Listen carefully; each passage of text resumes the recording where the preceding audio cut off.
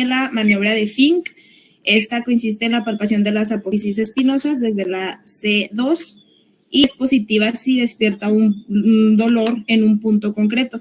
Se puede además pues palpar la musculatura paravertebral buscando contracturas, atrofia muscular o dolor. Luego tenemos la maniobra de Soto-Hall. Esta se realiza con el paciente en decúbito. La mano del explorador va a estar en el esternón y la otra en la nuca, que va a provocar una flexión de la columna cervical. Esta es positiva si produce dolor, ya que pues va a tensar las estructuras paravertebrales, y si provoca dolor en una extremidad va a recibir el nombre de Soto-Hall-Neri, ya que se trata de una patología radicular. Luego tenemos la de Goldwhite. Esta consiste en el paciente igual en decúbito supino. Se trata de elevar la extremidad inferior en extensión completa y es positiva cuando provoca un dolor lumbar. Se debe aguantar con una mano la región lumbar y con la otra la extremidad que se va a elevar. Igual pues se apunta el grado de extensión al que se va a producir el dolor lumbar, y si además se produce el dolor en otra extremidad se llama signo de Lasewe, y esto es, como ya lo mencioné en la pasada, por un dolor radicular, o sea que se extiende hacia una extremidad. Luego tenemos la de Lewin. Esta se practica en decúbito supino con los brazos cruzados sobre el tórax y los tobillos van a ser sujetos por el doctor o el que esté practicando la exploración. Y aquí tenemos dos opciones o dos posibles resultados. El primero es que el paciente pues tiene que flexionar la raquis como haciendo un abdominal, como se ve en la imagen, o intentando sentarse, y si es doloroso es positivo para Lewin 1. Si al regresar a su posición normal en decúbito produce dolor, entonces se dice que es positivo para Lewin 2. Luego tenemos la maniobra de Eriksen. Esta se realiza en el paciente en decúbito supino. Se van a comprimir ambas espinas ilíacas y es positiva si produce dolor en esta articulación. Luego tenemos la de Roth-Esquerol. Esta se va a realizar en el paciente de pie. Se va a apoyar en una sola pierna y se va a realizar una presión en ambos hombros. Igual es positiva si se produce dolor en alguna articulación. Y bueno, estas maniobras pues nos van a ayudar a detectar alguna patología lumbar o una irritación radicular, pero pues van a ser inespecíficas. Y bueno, las maniobras que sirven para detectar que el dolor se vaya a otra extremidad o que sean radiculares son las maniobras de Lassen, que es contralateral y posterior, y la de Bragard. Esta última pues es igual a la de Goldwhite, que ya había mencionado, solo que se va a presentar dolor antes de que se flexione toda la pierna, como vimos aquí. Entonces, a una menos extensión de la pierna va a presentar dolor el paciente, y esta nos va a indicar dolor radicular. Permítame, igual, pues para conceptualizar más, la de Bragard es la misma que la que comentabas, pero además vamos a forzar el pie con flexión dorsal. O sea, ahí se ve, va a ser la flexión dorsal. O sea, ¿qué se pretende? Estirar más el nervio ciático.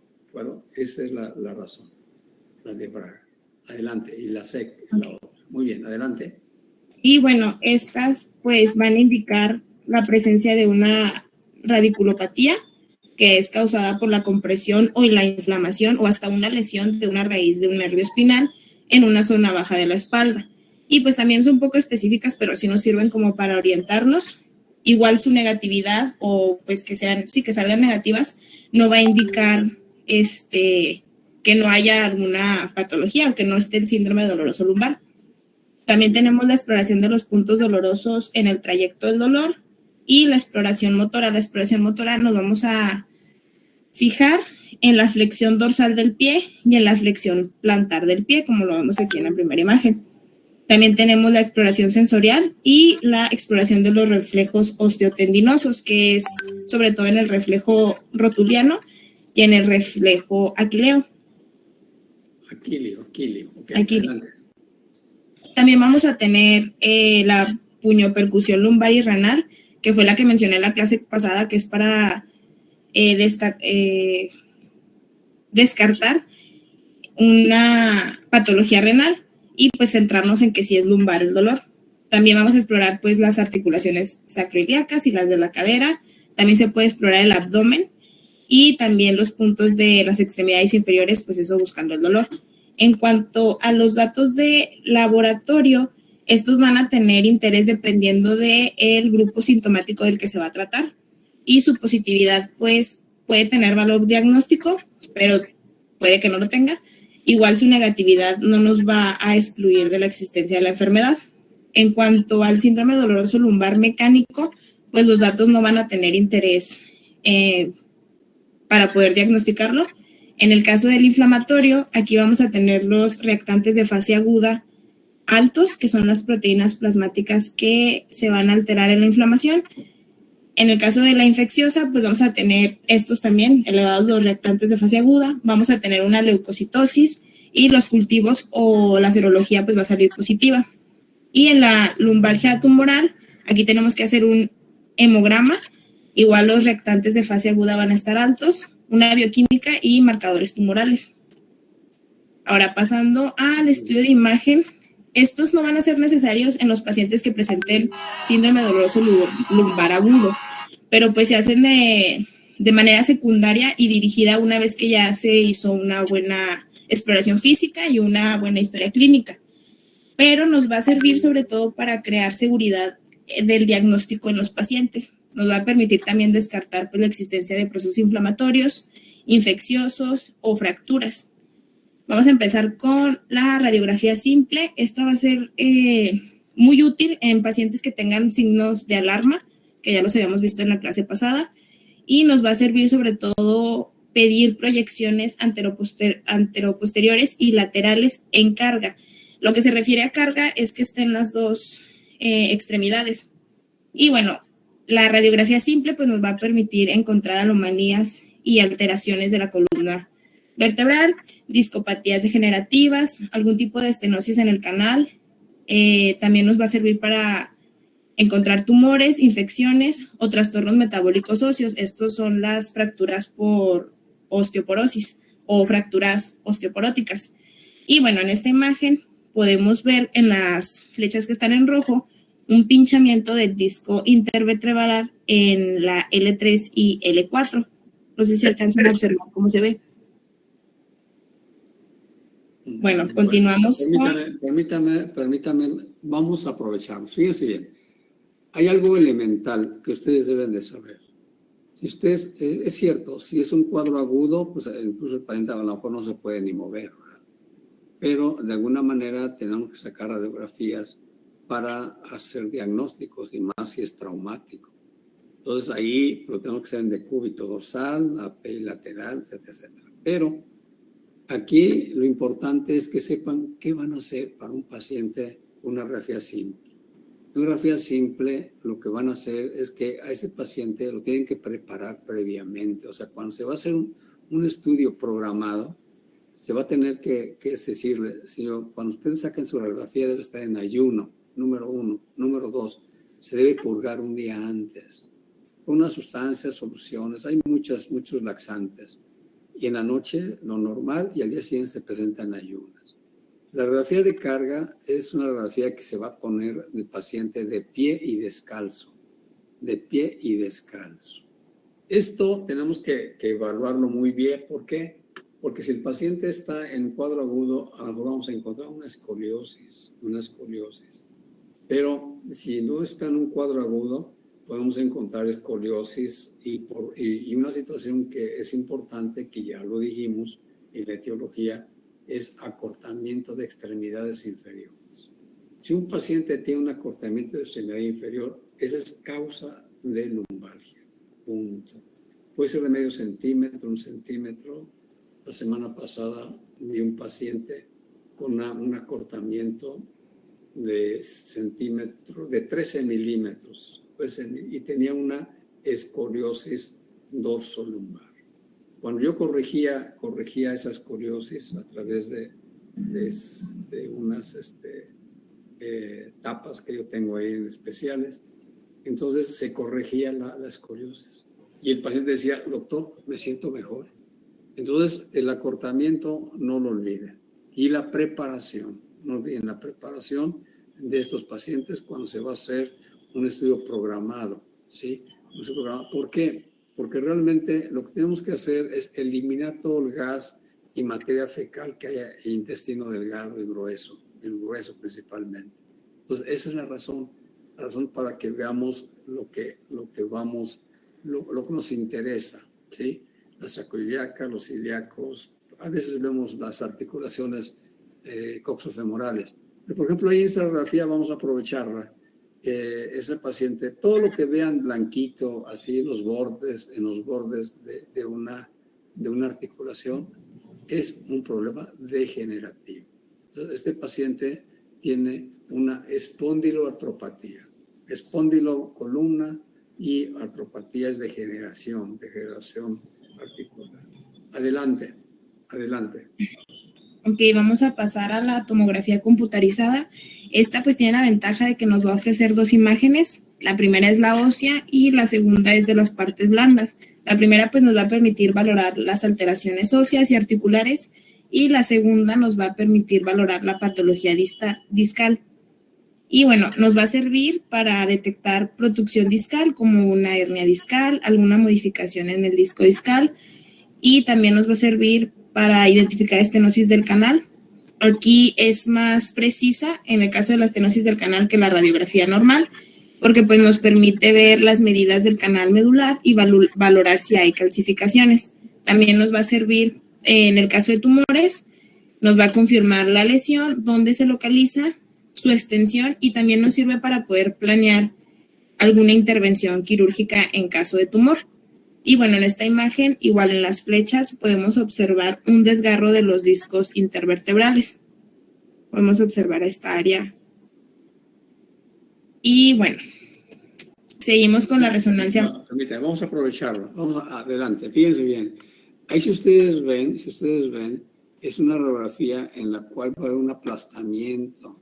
En la tercera vértebra va a haber un aplastamiento de esa vértebra. Y si ustedes ven la del lado derecho, vamos a ver un deslizamiento, una espondilolistesis. O sea, sin temor a equivocarme, este paciente seguro tiene problemas neurológicos, seguro, sí, al 100%. Adelante. Bueno, pasamos con la resonancia magnética. Este pues es un método idóneo, ya que no es invasivo y permite ver pues en totalidad la columna lumbar y el cono medular y nos va a presentar una alta resolución en diferentes planos. Igual pues nos va a servir para buscar una degeneración discal, también nos permite valorar mejor el disco intervertebral como el tejido esponjoso de este disco y nos va a servir mucho ubicando hernias discales. En este caso la imagen nos muestra una hernia discal. También tenemos... Permítame, fíjense bien. Otra de las características que nosotros vamos a definir, podemos poner resonancia magnética simple, pero podemos solicitar resonancia magnética contrastada. Cuando se da tecnecio principalmente, ese es el radioisótopo que se aplica. Aquí una de las condiciones es que el paciente debe tener un buen funcionamiento renal. Entonces a este paciente le tenemos que ordenar previamente el examen de laboratorio de urea creatinina para ver realmente cómo está. Y la otra situación, de una vez les digo, paciente, caso clínico, paciente del sexo masculino, 58 años de edad, no, 60 años de edad, una asiática. Él tenía una asiática, y una asiática por 10 años de evolución. Me enseñó radiografías simples, pues sí había esclerosis, sí había artrosis, sí había datos, pero el estudio estándar de oro es una resonancia magnética contrastada. Ese paciente no me había dicho, y 5 años antes a él le habían puesto un stents, porque tuvo un infarto. Yo sabía que había tenido un infarto, pero nunca me dijo que le habían hecho una intervención por catéter. Entonces, esos stents en la actualidad, la mayoría de esos stents son metálicos, contraindicado para una resonancia magnética. ¿Okay? Todos esos datos se los debe decir imagenología. pero de una vez se los adelanto porque yo tuve que cambiar ese estudio porque es un stent, es un tubito que le ponen ahí a nivel de lo que viene siendo la arteria coronaria, y mejoró mucho. O sea, incluso está vivo todavía, tiene 5 años, pero contraindicado resonancia magnética contrastada en esos pacientes. ¿Cuál estudio se hace? Pues las tomografías, y eso ya en imagenología a ustedes les van a decir. Ahí vemos una imagen de una casi extrusión de un disco intervertebral. Adelante.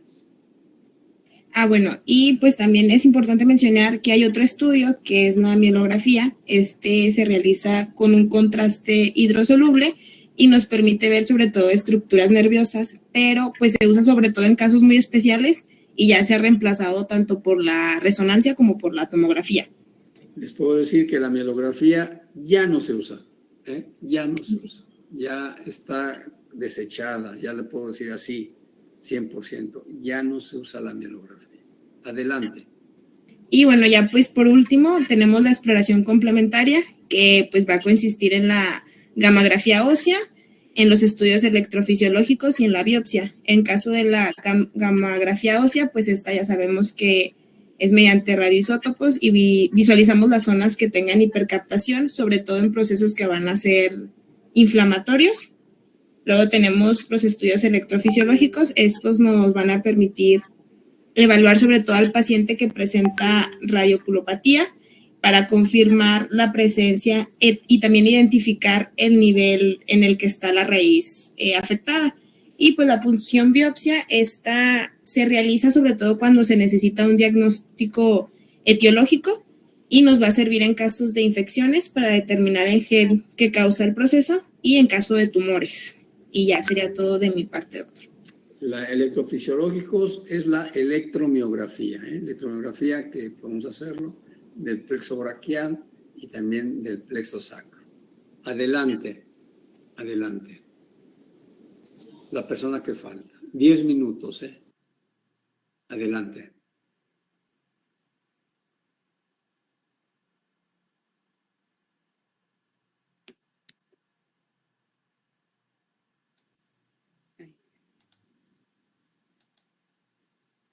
Ahí ya está bien. Ahí ya se ve bien. Sí, se ve bien. Sí, pero no aprendió el micro. Bueno. Vamos a empezar con el diagnóstico diferencial y aquí ya sabemos que múltiples patologías pueden provocar lumbalgia. Las características propias del dolor en cada situación, junto con la presencia de otros síntomas, pues nos va a poder ayudar a encontrar el origen. Aquí tengo pues un cuadro con varias patologías que nos lo pueden causar, pero voy a hablar más específicamente de algunas para ayudar a identificarlas. Pasamos a la distensión de espalda, que aquí los músculos en la espalda, nalgas y muslos van a estar adoloridos y rígidos. Este va a ser más que nada por un sobreesfuerzo y el dolor va a aparecer al día siguiente. La aplicación de presión en estas áreas pues nos va a producir también dolor. En cuanto a la protusión discal, pues aquí va a haber presencia de un dolor severo en la región lumbar. El dolor va a aumentar de intensidad con los movimientos de flexión y extensión de la espalda. Y si además se presenta la compresión de la raíz nerviosa, el dolor puede extenderse hacia la extremidad inferior, lo que pues, se conoce comúnmente como ciática. En cuanto a la estenosis espinal, pues aquí hay dolor, debilidad y o parálisis que va a afectar la espalda y las extremidades inferiores.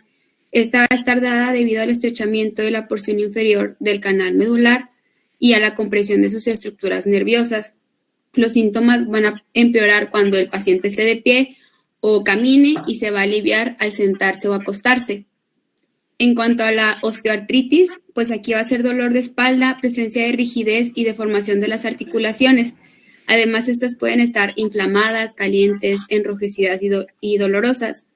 La evolución del proceso pues suele ser por varios años y esta puede llegar a incapacitar a una persona completamente. En cuanto a la osteoporosis, es la pérdida de la masa ósea, por tanto, el hueso se vuelve pues, poroso y frágil, con gran probabilidad de fracturarse. Aquí por sí misma la osteoporosis no duele, lo que duelen son las fracturas. Este es más frecuente en las mujeres posmenopáusicas y la evolución puede durar de años y ser asintomática. Aquí esto puede llevar a fracturas o aplastamiento de las vértebras que van a causar una deformación de la columna, disminuyendo la estatura. En la fibromialgia, pues va a consistir en un dolor o ardor generalizados que va a describir el paciente como un dolor de pies a cabeza. En ocasiones puede estar acompañados de espasmos musculares o puede también estar acompañado de un agotamiento que puede ir desde una sensación de ligero cansancio hacia un agotamiento como el de una gripe. Esto va a variar de persona a persona y puede aparecer y desaparecer.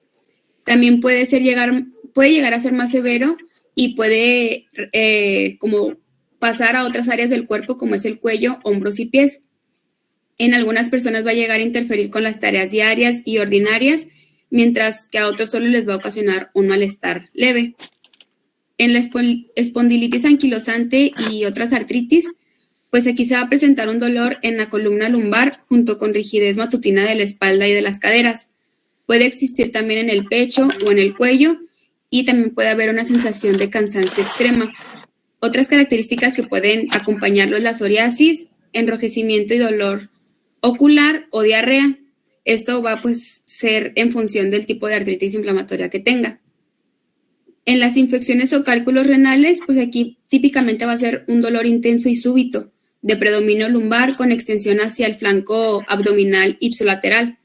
También va a presentar escalofríos, fiebre elevada, náuseas y vómitos. El dolor como resultado de una obstrucción aguda por un cálculo suele ser más del tipo cólico y se presenta una irradiación típica hacia el trayecto ureteral. En cuanto al cáncer óseo o metástasis óseas, el dolor de espalda es persistente y puede empeorar al recostarse la persona. En ocasiones se acompaña de hormigueo y debilidad o parálisis de las extremidades inferiores. Si el cáncer se disemina a través de los nervios espinales y afecta a vejiga o al intestino, pues puede haber una incontinencia fecal o urinaria. En el pronóstico, pues aquí... ¿Iba a hablar, doctor? Adelante. Ok. El pronóstico, pues, es variable y varía según su etiología. Debemos de realizar el diagnóstico lo más precoz posible para así modificar su curso y hacer que este sea lo más favorable. Como ya les comentaban mis compañeros, la lumbalgia más frecuente es la mecánica y su pronóstico es en base a la duración de los síntomas. Y las categorías ya nos habían hablado de ellas. Agudo, pues, es menor a 6 semanas. Subagudo dura entre 6 a 12 semanas y crónico más de 12 semanas. En cuanto al agudo, este es el que tiene mejor pronóstico porque se resuelve en más de un 90% de los casos. En cuanto al subagudo, pues tiene un peor pronóstico y el crónico es el que tiene el peor pronóstico y no es tanto por la gravedad del proceso, sino por las consecuencias sociales y laborales, además de psicológicas que implica. Además, hay otros factores que pueden servirnos como marcadores de cronificación o de mal pronóstico, que aquí son los factores demográficos, como es el sexo, la edad, el nivel educativo y socioeconómico, los factores laborales, como es un trabajo mecánico. Aquí, trabajos en los que estés expuesto a vibración, a flexiones o torsión, o que estés en una posición estática durante mucho tiempo, pues te va a contribuir a que pues tengas mal pronóstico. En cuanto a factores médicos, pues que haya enfermedades concomitantes, síndrome doloroso crónico, drogodependencia y otros indicadores asociados. El tratamiento, pues aquí va a haber de dos tipos, el farmacológico y el no farmacológico. En cuanto al farmacológico, tenemos los de primera línea. Aquí van a estar los AINES. Este es más que nada para la lumbalgia aguda y subaguda porque no se recomienda tomarlos más de 4 semanas. Y en caso de ser pacientes geriátricos, pues no es tan recomendado utilizarlos, pero de ser necesario, utilizarlos al menor tiempo posible y en la menor dosis efectiva. Y en pacientes mayores a 45 años se recomienda su uso concomitante con un inhibidor de la bomba de protones. Empezamos con el ibuprofeno, que la dosis va a ser de 400 miligramos cada 8 horas. El otro es el naproxeno, el de 500 miligramos cada 12 horas o una dosis única antes de dormir de 1000 miligramos. Este es más recomendado para pacientes con riesgo cardiovascular. El diclofenaco intramuscular van a ser 75 miligramos por día. El meloxicam van a ser 15 miligramos por día. El etofenamato va a ser por vía intramuscular 1000 miligramos por día. El paracetamol, va a ser el de elección para el tratamiento de lumbalgia aguda y subaguda. Va a ser de 500 a 1000 miligramos cada 6 horas. En cuanto a la codeína, se recomienda de 1 a 2 comprimidos cada 6 horas. Y el tiocolchicócido, va a ser de 4 miligramos cada 12 horas. En los de segunda línea, pues estos se utilizan más que nada en lumbalgia crónica intensa, en los casos en los que el dolor persiste pese a los fármacos anteriores. El efecto que se logra pues va a ser con una dosis menor a la de su efecto como antidepresivo. Y estos también se utilizan porque la lumbalgia no solo va a implicar una sensación, un dolor más bien, sino también tiene un componente afectivo, cognitivo y de comportamiento, por lo que los antidepresivos pues también son muy recomendados, pero no son de primera línea por sus efectos adversos como es la somnolencia, boca seca y arritmias. Y bueno, con la imipramina van a ser de 25 a 300 miligramos por día, aunque de 25 a 75 suelen ser suficientes. En la amitriptilina van a ser de 25 miligramos 1 o 2 horas antes de acostarse. 1 a 2 horas antes de acostarse. Los de tercera línea pues son pacientes que aquí tienen una lumbalgia crónica con exacerbaciones intensas y que los tratamientos anteriores pues no han sido suficientes. Tenemos la morfina, que va a ser de 5 a 20 miligramos cada 4 horas, la oxicodona, que va a ser de 5 a 10 miligramos cada 12 horas, y tenemos los parches de capsaicina, que esto se va a aplicar en la zona cutánea, podemos aplicar hasta 4 parches, y se van a colocar de 30 a 60 minutos, y de ser necesario se repite hasta 90 días. Pasamos al tratamiento no farmacológico, que aquí no se recomienda un reposo total. ¿Por qué? Porque se estima que cada día de reposo pues conlleva una pérdida de la potencia muscular. En caso de que el paciente por el dolor no pueda adoptar otra postura, pues se va a tolerar que esté en cama máximo 48 horas. Obviamente pues vamos a evitar sobrecargas y vamos a realizar ejercicios dirigidos o recomendados por profesionales, que ahorita les voy a describir algunos. Los masajes también están recomendados, pero más que nada en la relajación de contracturas musculares. La termoterapia superficial pues va a ser la aplicación de calor o frío en el área con fines terapéuticos. En cuanto al frío nos va a ayudar para reducir la inflamación, dolor y edema, y en cuanto al calor va a ser para el dolor, la rigidez y la molestia. Más que nada se utiliza las primeras 48 horas en el dolor lumbar agudo.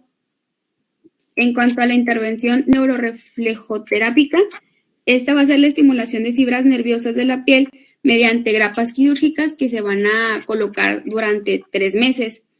Este procedimiento pues se va a utilizar en pacientes con dolor persistente por más de 14 días a pesar del tratamiento farmacológico. Aquí también está indicado un tratamiento psicológico y más que nada es en pues lumbalgias crónicas. La neuroestimulación eléctrica percutánea pues también se utiliza solo cuando han fracasado los tratamientos anteriores y pues aquí se aplican electrodos que van a estimular las vías nerviosas periféricas. Esto va a ser a intensidades bien toleradas y que el paciente va a poder pues controlar porque es autoaplicable este tratamiento. El bloqueo selectivo de la raíz nerviosa, esto es en casos de lumbociática y pues nos va a ayudar a bloquear de manera selectiva la raíz irritada. Esto es especialmente indicado en casos de hernia discal con compromiso radicular. Se va a añadir terapia física tras la realización del bloqueo. En la intervención quirúrgica, pues esto solo va a ser en casos estrictamente necesarios, no se recomienda en pacientes diagnosticados con lumbalgia inespecífica y se hace en pacientes que la lumbalgia es derivada pues de una enfermedad como una infección, un cáncer o una osteoporosis. También se hace cuando el dolor es intenso y persiste por más de 2 años y pues no hay respuesta a los tratamientos anteriores. Y ya pasamos a las normas de higiene postural, que eran las que nos comentaba el doctor antes. Y aquí pues se recomienda dormir boca arriba y en caso de no poder dormir boca arriba, se recomienda pues dormir como ligeramente de lado. Al levantarse de la cama no se recomienda hacerlo pues de frente, sino tienes que apoyarte en los brazos de ladito y luego ya te paras bien. Aquí están las imágenes. Al sentarse, pues tenemos que apoyar completamente los pies en el suelo y también tenemos que utilizar el respaldo de la silla. Durante el transporte de cargas, pues hay que levantar el peso con las rodillas flexionadas y con la espalda recta. Y tenemos que utilizar el peso o lo que vamos a cargar cerca del cuerpo. Estando de pie, pues se recomienda el uso de como de un banquito, un escalón, y que vamos a estar alternando lo más posible lo más que se pueda. Y vamos a evitar inclinarnos y en caso de tener que hacerlo, pues vamos a flexionar las rodillas. Y ya los ejercicios que les traía, pues aquí siempre va a ser una almohada abajo de la cabeza y siempre se va a inhalar por la nariz. En el primer ejercicio, pues vamos a estar con las piernas flexionadas, las palmas hacia arriba y lo que vamos a hacer es que vamos a estar inhalando y exhalando. Luego, el estiramiento de la espalda, aquí vamos a estar en la misma posición, nada más que vamos a llevar una rodilla hacia el pecho y luego vamos a alternarnos con la otra rodilla y ya después las dos rodillas ayudándonos de las manos. En cuanto a la disociación de cintura, esta vamos a estar en la posición pasada y lo que vamos a hacer, bueno, primero que nada tenemos que estar cuidando que se mantengan ambos pies apoyados y que los hombros no se levanten. Y lo que vamos a hacer es que vamos a estar moviendo las rodillas hacia la derecha y luego hacia la izquierda. En cuanto al estiramiento de las extremidades pélvicas, aquí vamos a inhalar mientras estiramos la pierna y mientras exhalamos vamos a elevarla. Posteriormente, vamos a fijarnos que estén los pies apuntando hacia la cara y vamos a mantener esta posición por 5 segundos y después la vamos a alternar con otra pierna. Para el estiramiento del dorso, pues vamos a estar hincados, sentados sobre los talones, las manos hacia el frente y mientras las llevamos hacia adelante vamos a estar inhalando, después exhalamos y nos fijamos que pues estemos cuidando las piernas que no se levanten, se mantiene esta posición durante 3 segundos y se regresa a la posición inicial. Y ya sería todo de nuestra parte. Muy bien, muy bien, muy bien. Felicidades, excelente, excelente. ¿Qué te dejó de enseñanza este tema? Vamos a ver, Carmen Astorga. Sí, doctor, ¿sí me escucho? Adelante. Bueno, pues obviamente que la lumbalgia tiene muchísimas etiologías, y pues no es como tal un síntoma patognómico o un signo patognómico. Entonces, pues es muy importante pues saber de qué forma diagnosticar, bueno, más bien de qué forma buscar la etiología para así pues poder dar un tratamiento correcto. Israel, ¿qué aprendiste de este tema? Muñoz. Sí, doctor. Pues me gustó cómo abordaron, pues más que nada el tratamiento, porque no se basó solamente en como la medicina curativa, o sea que sí hubo mucha información, pero por ejemplo me llamaron la atención los ejercicios de estiramiento de extremidades, las medidas de higiene postural, pues que me imagino que ha de ser una de las principales etiologías de la lumbalgia. El diagnóstico también, pues que como siempre es primero la historia clínica y el examen físico y pues ya para corroborar pues exámenes o pruebas de imagen. Muy bien. Arriaga, ¿qué aprendiste de este tema? Arriaga Ramírez, Evelyn. Sí, doctor, pues más que nada, por ejemplo, pues desde la semana pasada que vimos que pues se considera un síndrome a la lumbalgia. También ahorita pues me quedó del tratamiento que tenemos uno de primera línea, otro de segunda línea. Pues comentaba nuestra compañera Fernanda que se recomienda dar paracetamol de 50 miligramos cada 6 horas, pero creo que mencionó que era más ya para casos en donde es subagudo o crónico. También lo que comentó mi compañero Israel, que pues no solo el tratamiento lo vamos a basar en fármacos, sino también en el estilo de vida que tienen los pacientes. Muy bien. Ricardo Gutiérrez, ¿qué aprendiste de ese tema, Ricardo?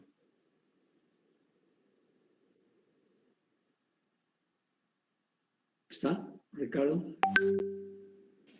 No, doctor, creo que tenía cita médica. A ver, Esteban Guzmán. Él sí está en la clase, doctor, pero le está fallando el micrófono.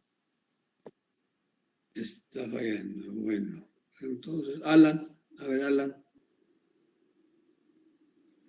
Sí, doctor, ¿sí me escuchó? Sí, adelante. Bueno, yo fui uno de los que dio el tema y la verdad se me hizo muy interesante desde que lo estaba leyendo. Desde que los autores no se ponen de acuerdo bien con la definición.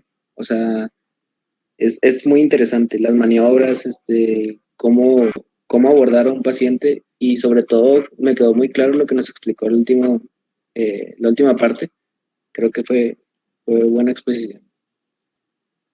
Bueno, no olviden los preparativos que deben de hacer para estudios radiológicos, no olviden las contraindicaciones de una resonancia magnética contrastada, porque esto se va a estar enfrentando y de alguna manera ustedes son del primer contacto y pues debemos de evitar más situaciones. ¿Algún comentario general que quieran hacer?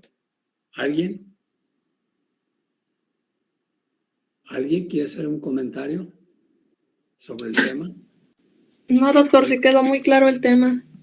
Sí, bueno, no olviden, es un síndrome doloroso, lumbar, agudo, subagudo, crónica, de etiología mecánica o no sé por dónde anda, ¿verdad? Pero que se vea que realmente ustedes tienen idea de por dónde está el problema, ¿sí? ¿De acuerdo? Esa es la idea.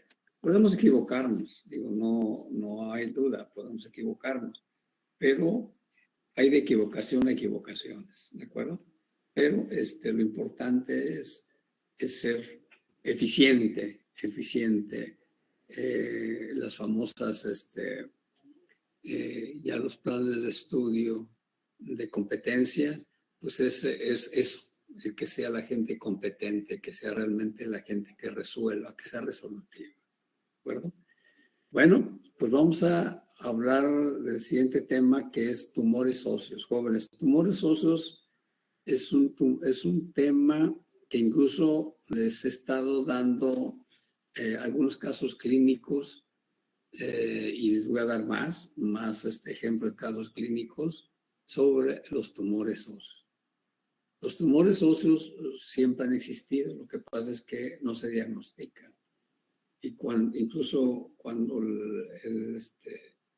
pues el pronóstico de vida era a los 50, 60 años, pues a lo mejor mucha gente murió con tumores óseos o de otro tipo, pero no se llegaban a los diagnósticos. Ya en la actualidad ya el pronóstico de vida está en los 70, 75 años.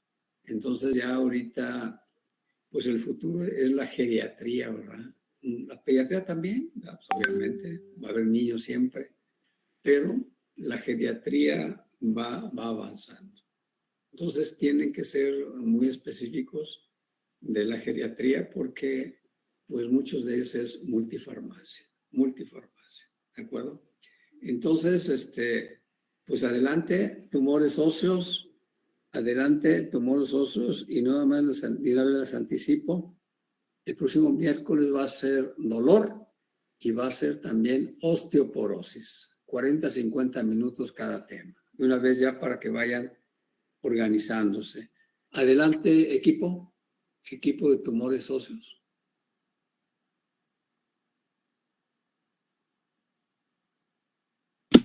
Voy, doctor, hay proyecto.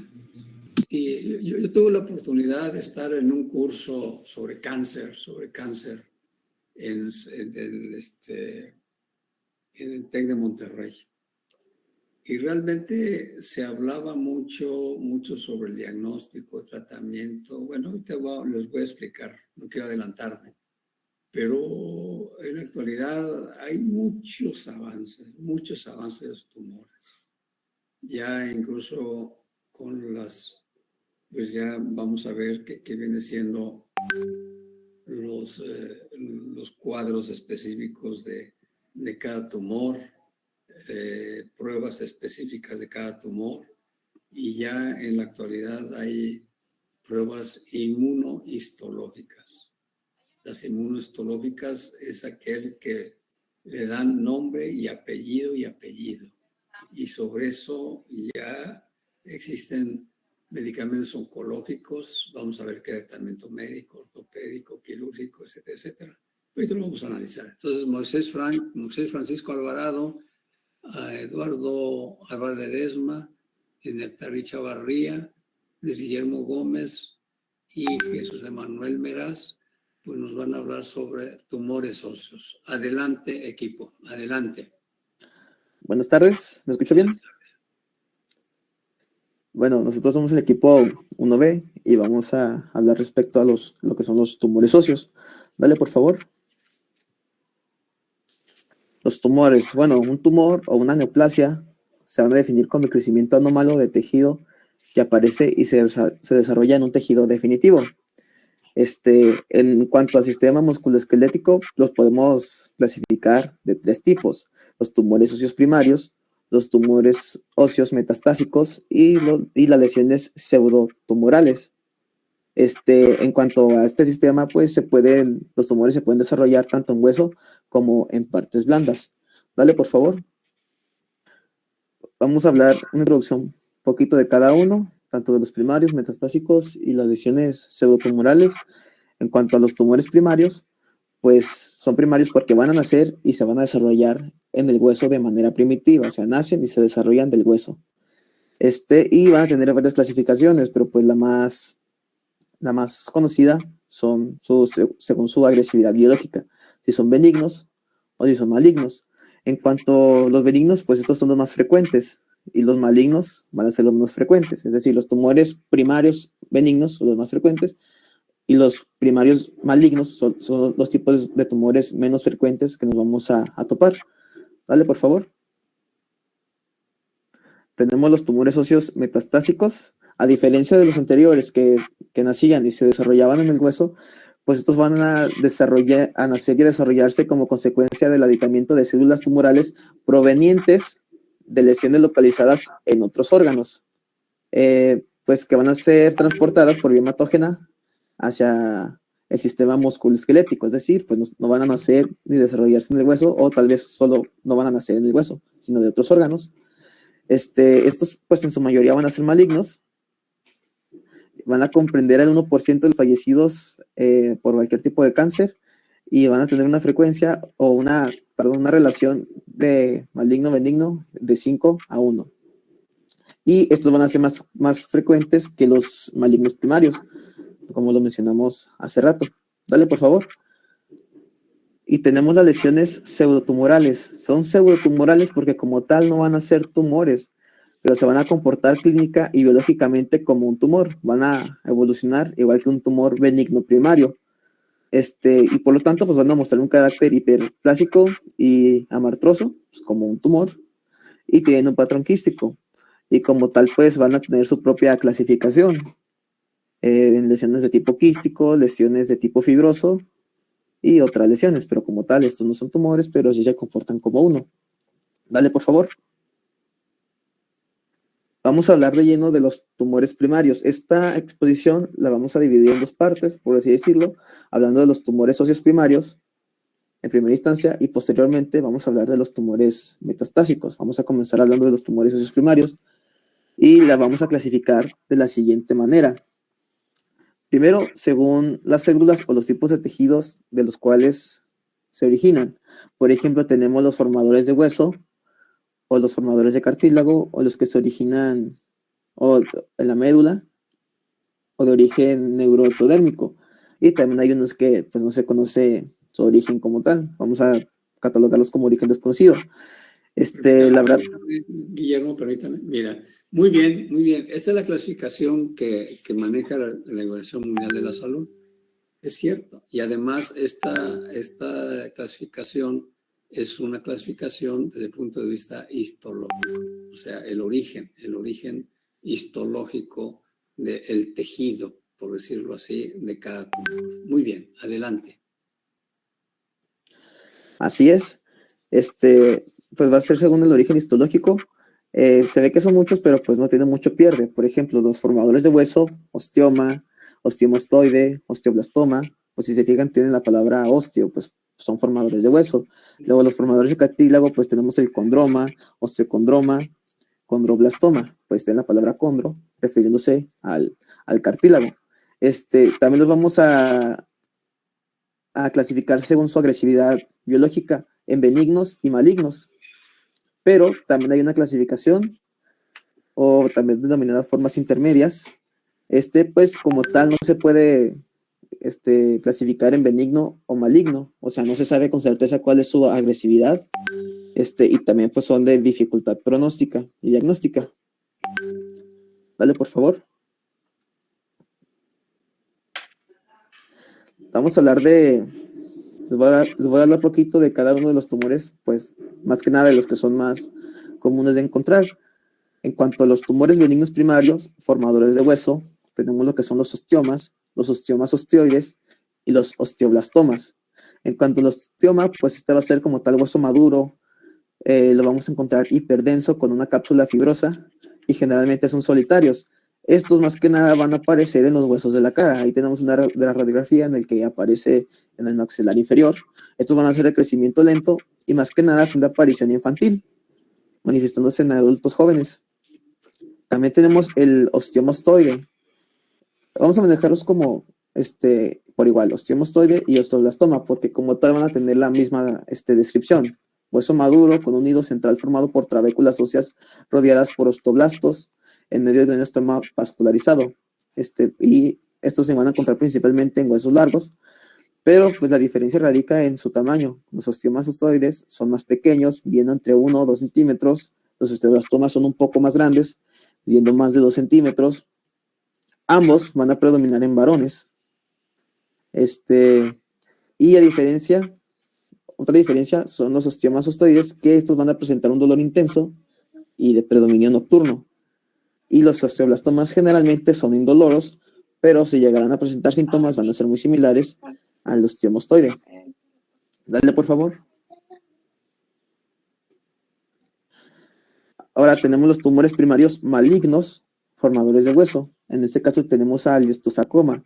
Pues va a ser un tumor maligno de origen osteoblástico y va a representar el 20% de los tumores óseos. En una radiografía, pues más que nada va a comprometer la metáfisis de los huesos y vamos a encontrar unos signos característicos, lo que viene siendo una formación de espículas, o también se le conoce como signo del sol naciente. Aquí podemos apreciar a la derecha una imagen, por lo cual se le denomina del sol naciente, y como tal se pueden apreciar unos rayos que simulan a los rayos del sol. Y también vamos a tener levantamiento del periósteo, que se va a denominar signo, un signo que sería el triángulo de Koopman. Dale, por favor. Aquí tenemos un levantamiento del periósteo que pues formando ese tipo triángulo de Koopman. Estos pues van a ser masas de crecimiento progresivos, van a ser dolorosas y pues normalmente pues pueden estar acompañados de fracturas. Dale, por favor. Como pueden ver, pueden llegar a ser muy voluminosas, impidiendo la movilidad de la articulación. Dale, por favor. Y aquí tenemos un cuadro comparativo o un esquema comparativo entre el osteomastoide y un osteosarcoma, más que nada para diferenciar lo que es benigno de lo que es maligno. Pues como tal, ambos se van a presentar en adultos jóvenes. Más que nada, el osteosarcoma va a ser en personas más jóvenes. También aquí es importante, más adelante le vamos a ver la localización de cada uno de los tumores, porque algunos se van a presentar en algunas regiones del cuerpo, otros se van a localizar en algunas regiones de los huesos largos en específico. En este caso, pues los osteomastoides se presentan más en el fémur proximal y el osteosarcoma se presenta más en lo que viene siendo la metáfisis del fémur distal o de la tibia proximal, pues como tal, pues cerca de la rodilla.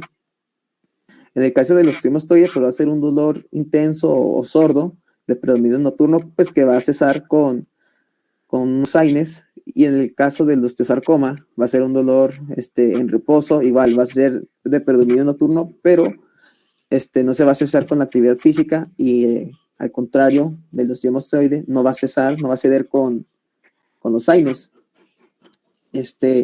Igual con el osteomastoide no va a haber una reacción en el periósteo. En el caso del osteosarcoma sí va a haber una reacción en el periósteo provocándonos los dos signos mencionados antes, el signo del sol naciente y el triángulo de Koopman. Y pues el osteoma de hacer un tumor benigno, pues se puede resolver espontáneamente. En el caso del osteosarcoma, pues requiere un tratamiento más complicado. ¿Vale, por favor?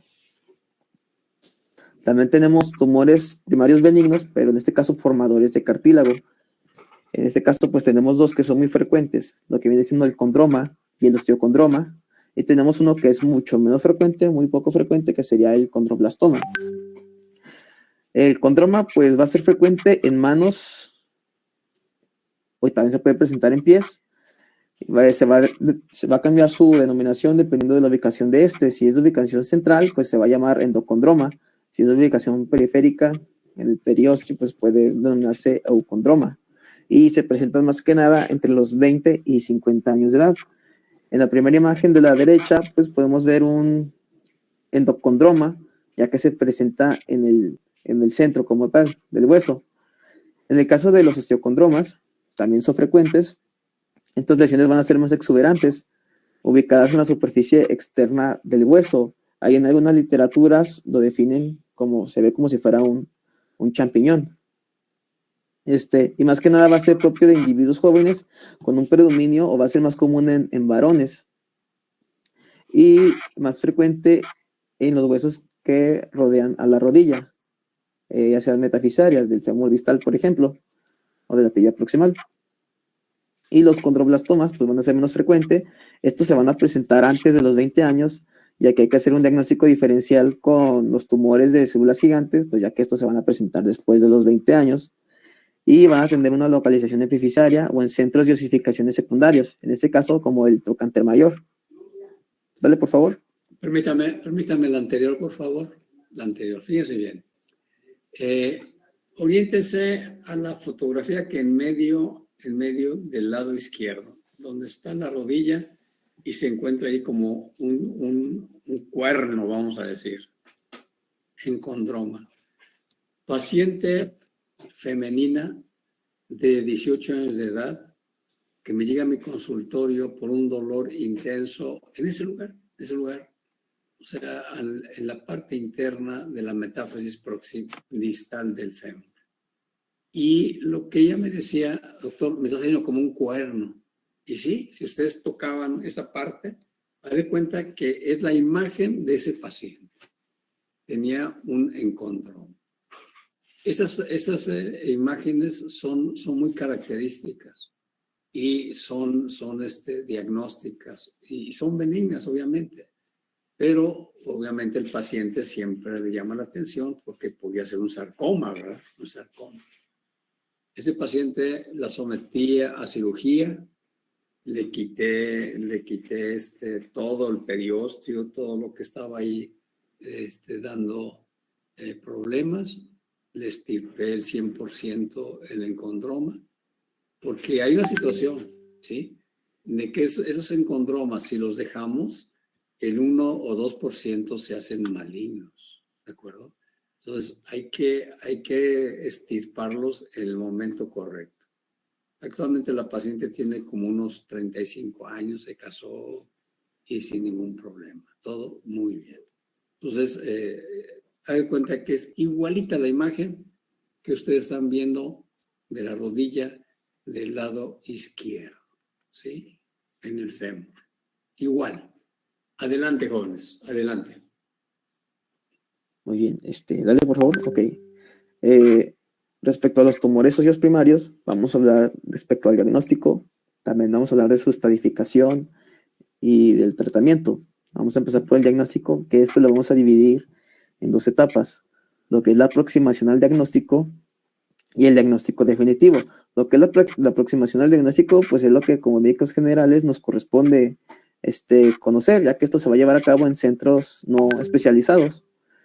Y en caso contrario, el diagnóstico definitivo, pues sí se va a realizar más que nada en centros que sí tengan la experiencia y los medios para los cuales llegar al diagnóstico.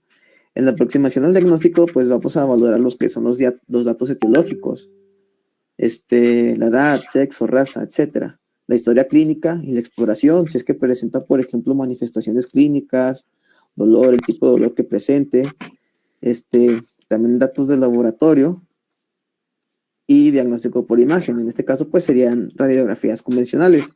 Y en el diagnóstico definitivo, pues son cosas más específicas. Por ejemplo, ya no son imágenes convencionales, son estudios por imágenes no convencionales, más laboriosos, y también podemos hacer el uso de biopsias, todo con el fin de estadificar la lesión. Dale, por favor. Y ahí entran los marcadores tumorales. Muy bien, adelante. Vamos a hablar de la parte de la aproximación al diagnóstico de los datos etiológicos, empezando por la edad, sexo, raza y localización. Ya veremos que cada uno de estos parámetros son importantes. Dale, por favor. En cuanto a la edad, es importante valorar la edad del paciente, ya que pues estos tumores no son exclusivos de adultos ni exclusivos de gente joven ni de personas de la tercera edad. Por ejemplo, en los primeros dos décadas de vida tenemos tumores que son más comunes de encontrar. En cambio, a partir de la tercera década de vida tenemos otros tumores que son más comunes de encontrar. Por ejemplo, hace rato les hablaba del condroblastoma, pues que es más común encontrarlo en varones en una edad joven. Dale, por favor. En cuanto al sexo, pues no hay como tal una diferencia que sea significante como tal, pero como tal los quistes solitarios y condrosarcomas son más comunes en varones. Los tumores de células gigantes son más comunes en el sexo femenino. También hace rato les hablé de tumores formadores de cartílago que son más comunes en varones, pero pues son más comunes, pero no tienen una diferencia significativa como tal. Y en la raza también ocurre lo mismo, no hay una diferencia significativa como tal, pero por ejemplo el sarcoma de Ewing, pero pues es una enfermedad sumamente rara, es excepcional en pacientes de raza negra, no se va a presentar en estos. Dale, por favor. Permítame. Vamos a aprovechar imágenes. Caso clínico, paciente masculino de 17 años de edad que tiene una imagen igual a esa, igual. Era un quiste óseo solitario. El paciente lo que refería era dolor. Pero aquí lo importante de esto, que este paciente tuvo una abducción y tuvo algo de rotación externa del hombro, y además ahí tuvo una fractura. Entonces, fue una fractura en tejido patológico, tenía un quiste.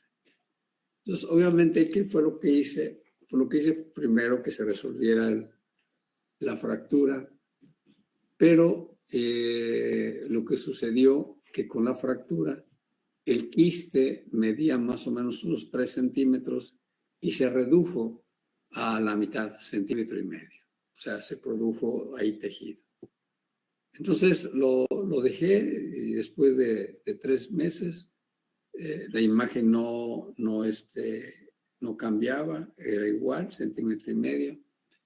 Y me decían los familiares, opérenmelo, ya, doctor, quitémonos este problema. Ok, yo entro, era un quiste óseo solitario, le hago una escarificación, le quito todo el tejido, me salió un líquido ceroso y le puse injerto. Tomé injerto ahí mismo del húmero, en su parte proximal del húmero, ahí hay tejido esponjoso y se lo apliqué.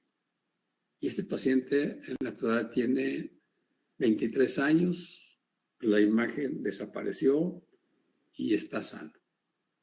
Segundo caso, creo que ya se los había dicho, o sea, ahorita me llega la colación por el sarcoma de Ewing o de Ewing, algunos lo manejan. Es una niña de 3 años de edad que nos llegó al Hospital General de Gómez con fiebre, mastado general y una radiografía moteada, punteada, y que realmente era a favor de una osteomielitis. 2 meses antes había sido tratado en un hospital universitario y por una osteomielitis, exactamente. Entonces llegó casi un mes después de que se dio de alta en el universitario, pero con esas imágenes.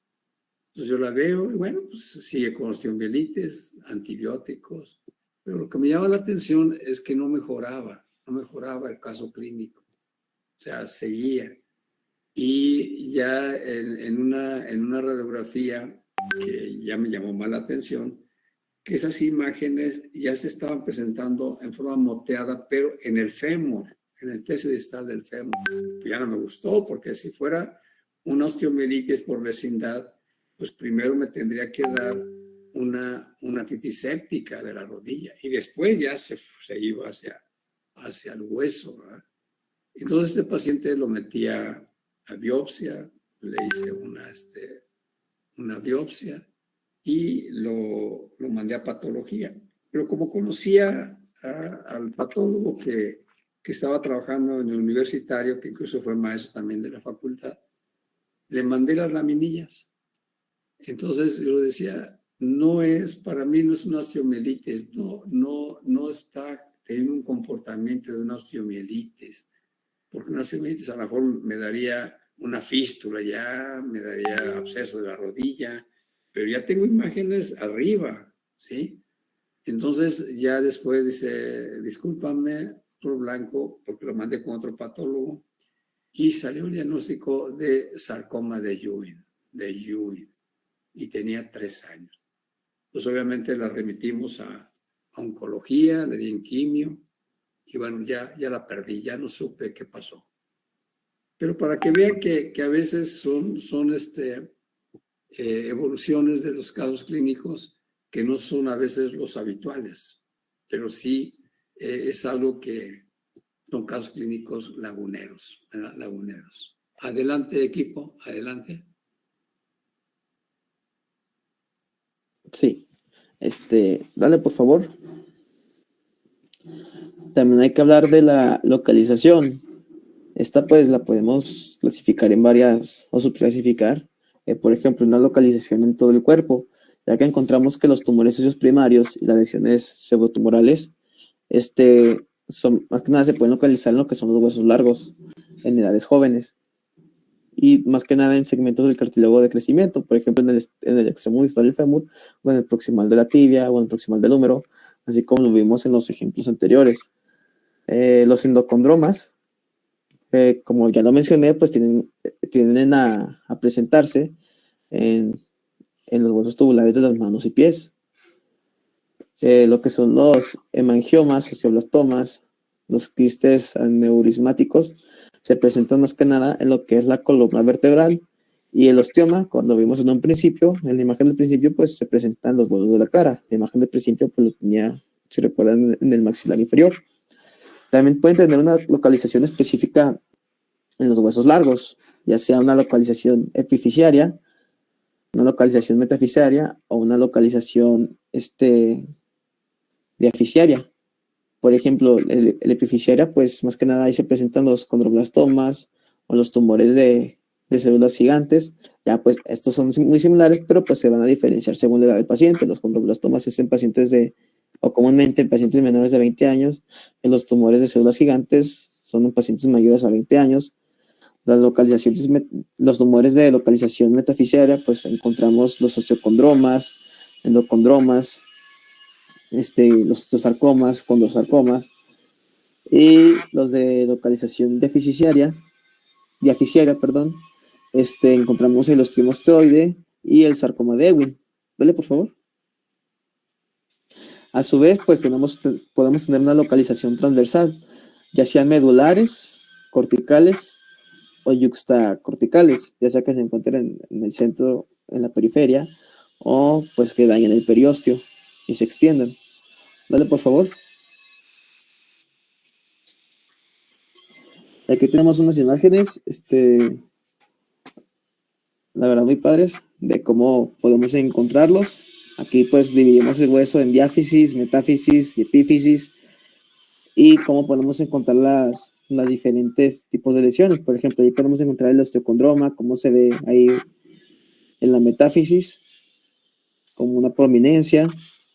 Los tumores de células gigantes, cómo se encuentran en la epífisis, como igual ya se mencionó, etcétera. Y por ejemplo, la imagen de la izquierda, ahí podemos ver el osteosarcoma, cómo se ve ese signo característico de los rayos de sol o de sol naciente.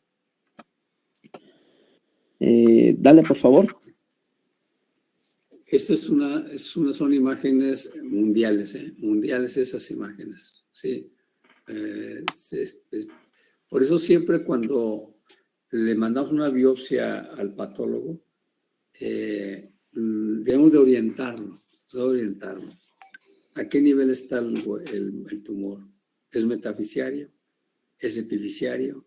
¿O es diafisiario? Porque él de esa manera, sabe esa clasificación, la sabe, y realmente ya se va dando cuenta a por dónde debe de ir el diagnóstico. Muy bien, adelante. Dame, por favor. Ok. También tenemos que atender lo que es la historia clínica del paciente, si hay antecedentes traumáticos como tal. No hay una relación establecida o una relación directa de traumatismo-tumor, pero en un estudio se han encontrado que el 30% de los pacientes que padecen tumores óseos refieren a haber sufrido algún traumatismo con anterioridad a la aparición del tumor.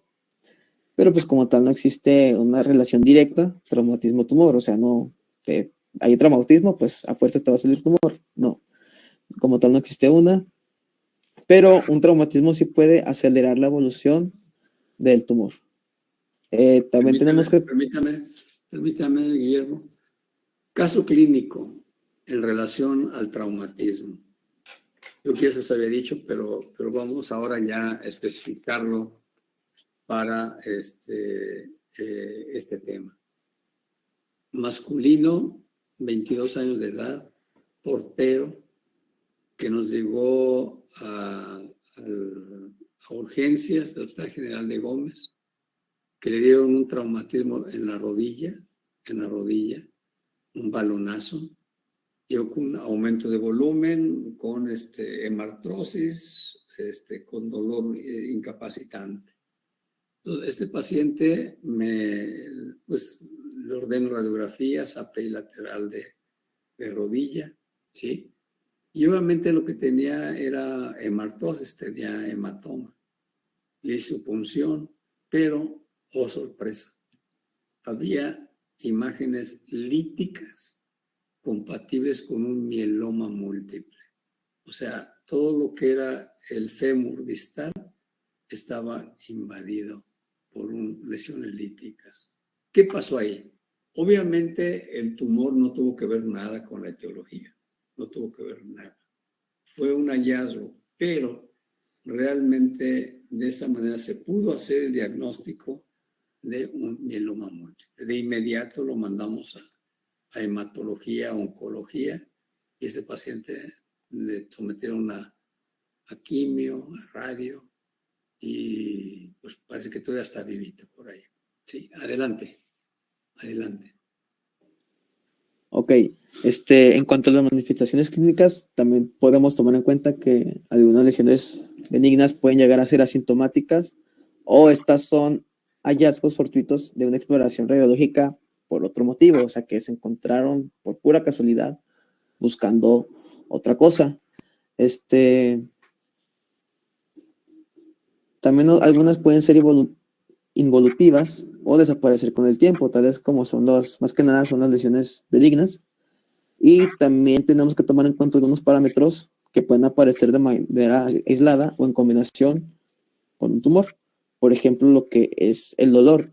Pues va a depender del tamaño de la lesión, de la localización, de la agresividad biológica. Por ejemplo, los malignos duelen más que los benignos, o no todos los benignos duelen, algunos benignos son asintomáticos, o también puede estar acompañado de una fractura. Por ejemplo, en general los benignos son asintomáticos o son poco dolorosos, pero pues también hablamos del osteomastoide, que tiene un dolor intenso, más que nada de predominio nocturno. Por ejemplo, los osteocondromas pues no duelen. ¿Qué más? Pues como ya se mencionó, los tumores malignos son los más dolorosos. También la tumefacción, hay que tomarla en cuenta, que esta sea visible, palpable, que está acompañada o no de dolores. Las tumefacciones más que nada se asocian más a tumores malignos. Y también con la palpación podemos considerar diferentes aspectos, tales como son la superficie, la movilidad de el tamaño, el volumen y sus relaciones con otras estructuras. También tenemos que tomar en cuenta la impotencia funcional, pues va a depender del tipo de tumor, la localización, del volumen, del tamaño y de la evolución de por ejemplo, un tumor maligno, por ejemplo, un osteosarcoma en la rodilla, como la imagen que les mostré, pues obviamente esa rodilla no va a tener la movilidad que tenía antes, o un osteosarcoma en la porción proximal del número, pues obviamente no va a tener el mismo movimiento del hombro que un hombro en estado normal. Y también tenemos que evaluar la alteración del estado general. Esto más que nada pues es en formas malignas. ¿Por qué? Porque podemos encontrar fiebre, astenia, anorexia, pérdida de peso. Esto más que nada se presenta en tumores malignos que ya están muy evolucionados y que presentan metástasis. ¿Vale, por favor? Y eso sería todo de mi parte. Nada más agregar algo, Guillermo. Al anterior, por favor. Dentro de los parámetros del cuadro clínico, hay algo que debemos tomar en cuenta: circulación colateral.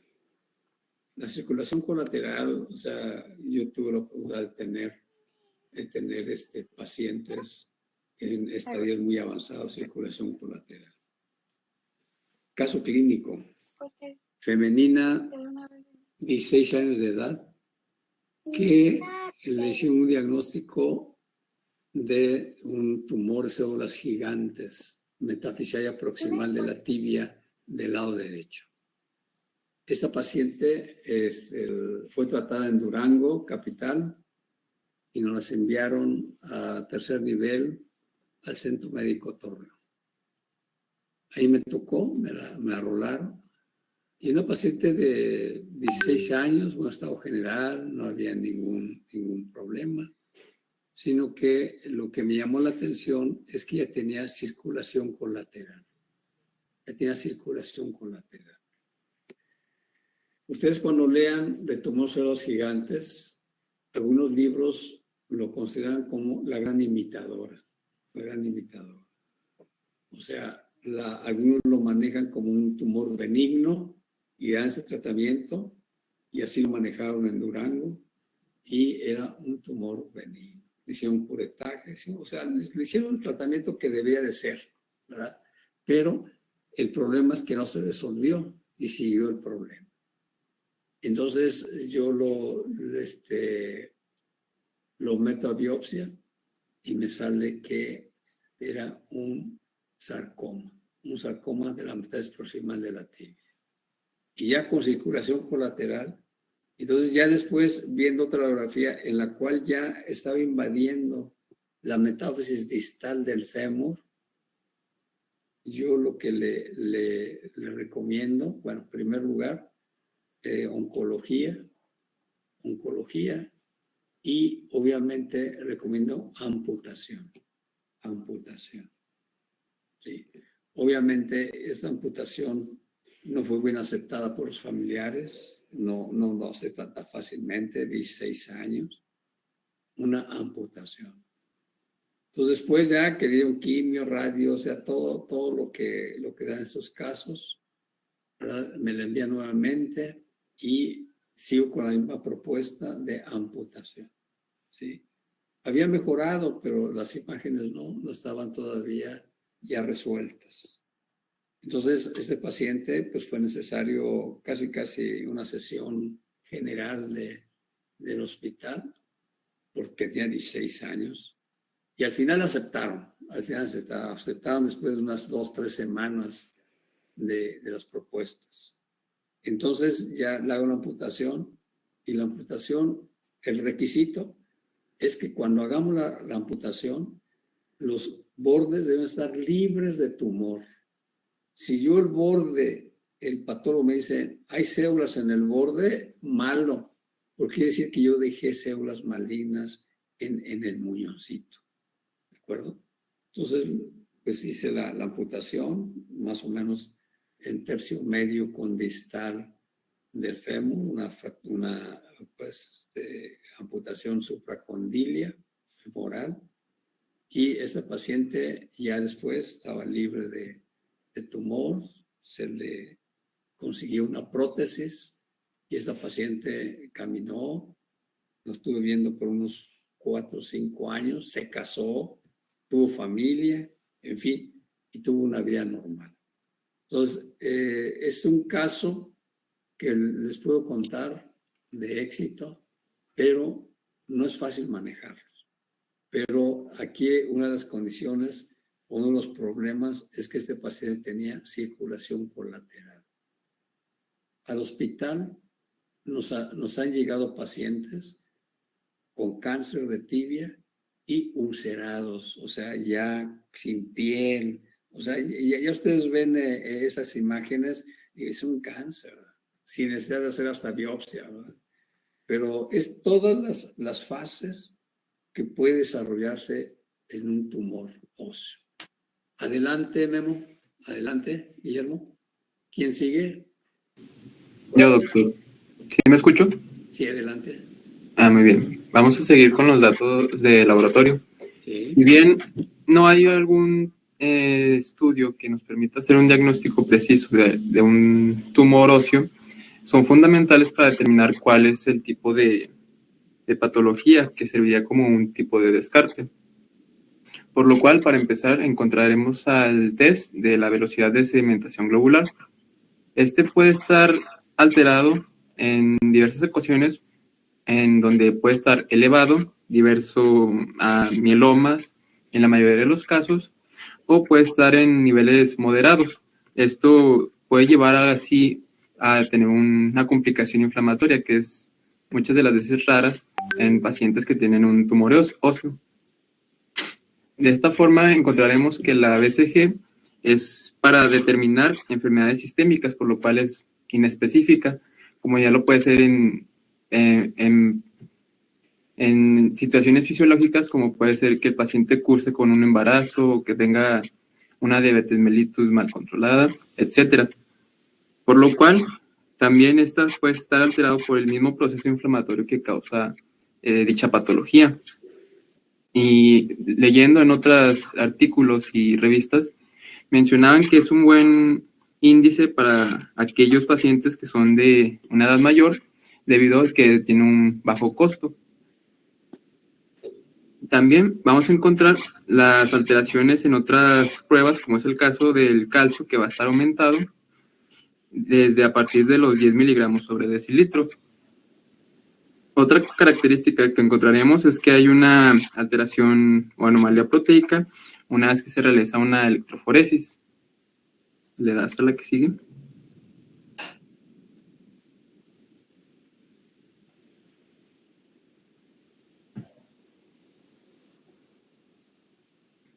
¿Sí le puedes cambiar? Frank, es que creo que se le fue el internet. O se le fue un poquito la señal a la compañera que está presentando. A ver, rescátenla, ¿no? Guillermo. Sí. Déjenme. Bueno, ¿puedes decir algo, Alvarado, así de memoria o no? Sí, doctor. Bueno, a ver, adelante, avanza. También vamos a ver otras pruebas que van a presentarse útiles de acuerdo al momento de estar haciendo un diagnóstico de tumores óseos, como es el caso de la proteína C reactiva, que esta nos indicaría que el paciente está cursando con un proceso inflamatorio, que está aumentada. Puede ¿verdad? ir de valores, si mal no recuerdo, arriba de 10 miligramos sobre decilitro. Y también podemos encontrar que la lactato deshidrogenasa puede estar elevado, como es el caso, como ya lo mencionaron,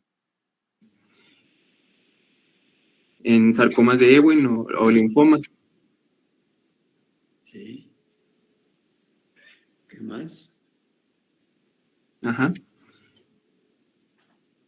Otra de las pruebas que pueden estar alteradas es el caso de la fosfatasa alcalina, que está bastante elevada, y esto nos podría indicar que el paciente cursa con un osteosarcoma. O sea, es un comportamiento óseo, si está aumentada la fosfatasa alcalina. Muy bien. ¿Qué más? Y otra característica que nos indicaba un libro en donde nos basamos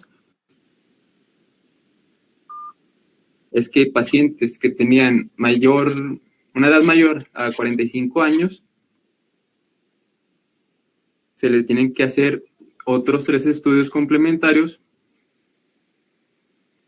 para descartar otras patologías.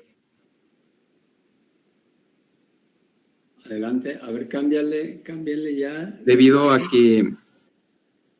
Adelante, mira, ya está Alvarado, ya está la imagen. Puede ser muy confuso, como es el caso de utilizar un antígeno prostático específico.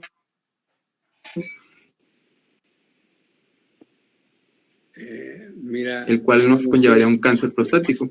Estás teniendo problemas. Ajá. No te escuchamos bien. También tendríamos que realizarle a esos pacientes de mayores de 45 años una fosfatasa ácida y un triglicéridos.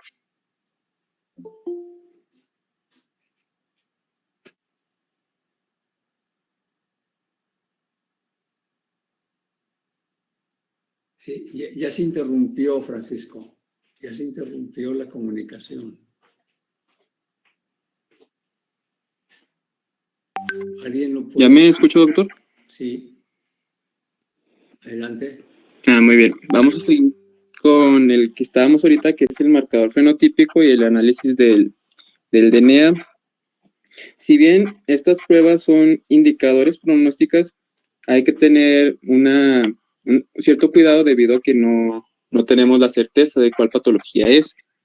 Por lo cual, esto nos orienta básicamente al tratamiento que el paciente va a tener.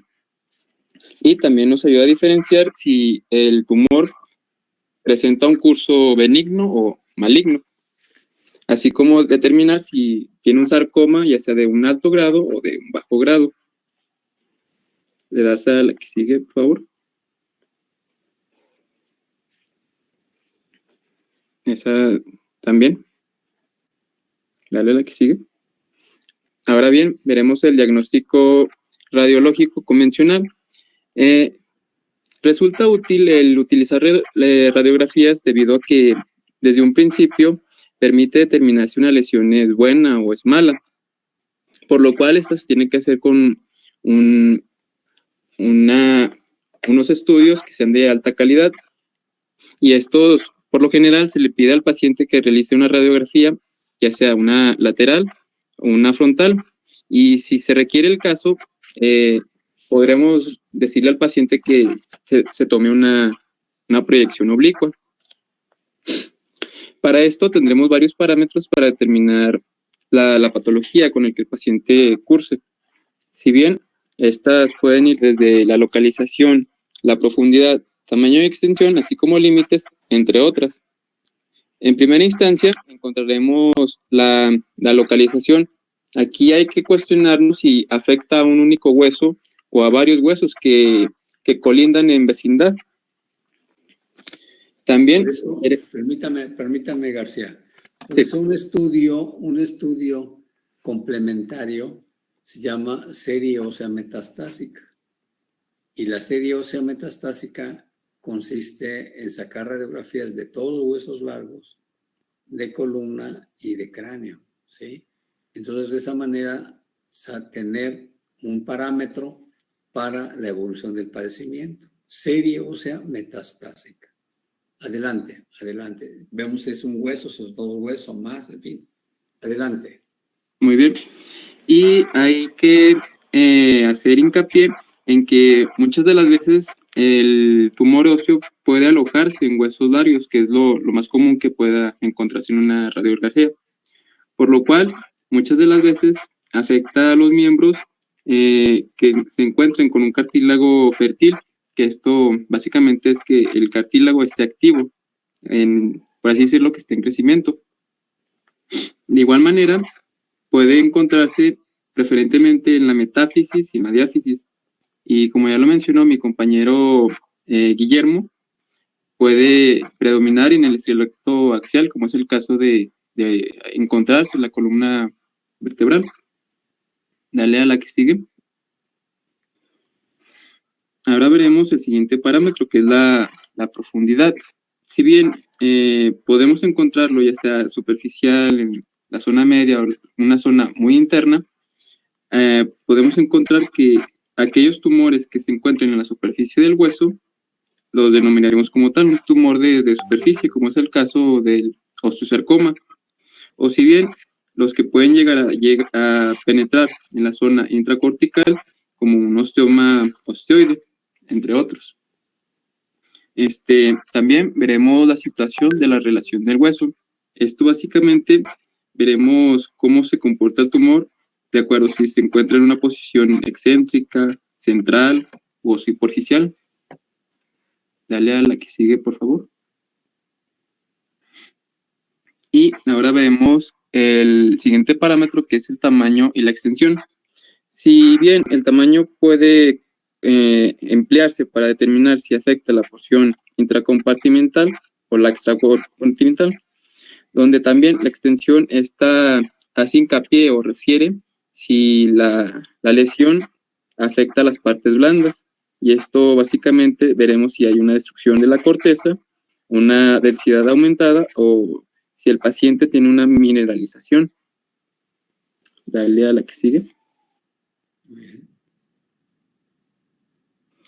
Y ahora vemos el siguiente parámetro, que es la forma en que reacciona el hueso ante la lesión, que básicamente pueden ser tres tipos, ya sea que el paciente tenga una lisis, una esclerosis, o que esta sea una lesión mixta que conlleve a estas dos.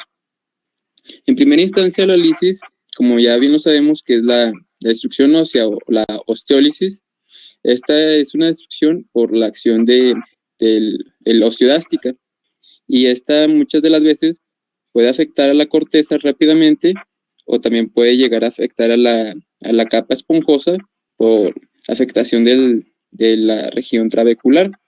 Y si esta no tiene un límite demarcado, puede llevarnos al diagnóstico de que esta puede ser una patología maligna. En el caso de la esclerosis, muchas de las veces se da por un estímulo de la producción de hueso, que es básicamente que responde a un estímulo de reacción osteoblástica. Le das a la que sigue, por favor. Ahora bien, veremos el siguiente parámetro, que es ya sea que estos se organicen por patrones de agresividad encontrados en la radiografía, que estos muchas de las veces, si bien se encuentran en el hueso esponjoso o al nivel de esta capa, muchas de las veces puede ser un maligno o benigno, por lo cual tenemos que determinar diversos patrones para determinar cuál afecta más y cuál se encuentra más agresivo, donde en primera instancia en la imagen de la izquierda, que es la imagen A, vemos un patrón geográfico, que esta es la menos agresiva, que de dicha manera no puede ser catalogada como benigna, pero hay veces que se puede ocasionar o comportar, como ya bien lo mencionó mi compañero Guillermo, como un pseudotumor, como es el caso también de que el paciente curse con una infección. Y también veremos en la imagen, no sé si se puede hacer un poco grande, en la lesión se muestra un poco o bastante elíptica, formando una lesión hipodensa donde se muestran áreas de color gris y negras, y el tamaño puede ser variable, ya sea grande, pequeña.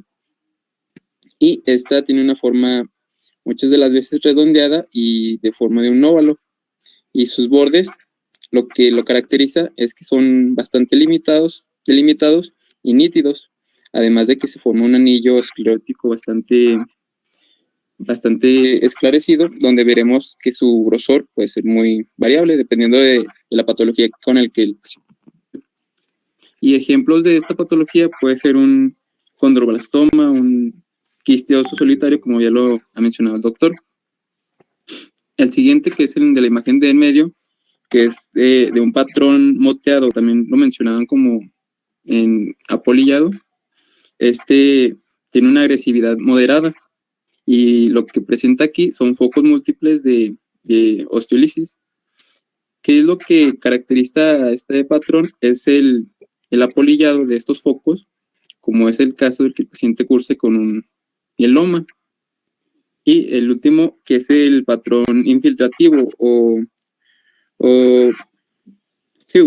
infiltrativo, presenta una agresividad radiológica bastante elevada, donde hay una destrucción difusa del hueso, como es el caso del osteosarcoma o el sarcoma de Ewing, que si prestan bastante atención, se muestra una lesión bastante grande, además de que está mal delimitada. En relación a lo que vemos en la primera imagen, los bordes están bastante bien delimitados a detectar a la patología como tal.